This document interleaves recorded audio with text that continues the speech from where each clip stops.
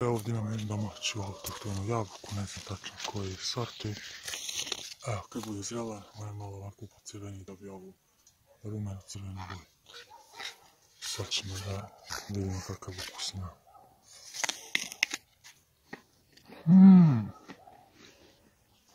Da je pravo. Ne mora biti crvena da bi bila zrela. Evo ima dole i opali. Sviđa mi se. Dobra je pravo. Ajde, ovo porodi.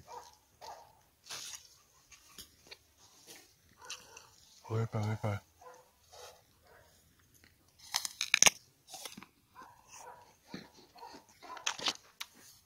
Lijepa, sočno, ukusno.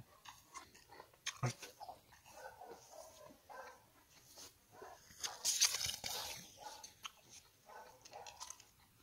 Do sljedećeg gledanja, jedan veliki pozdrav.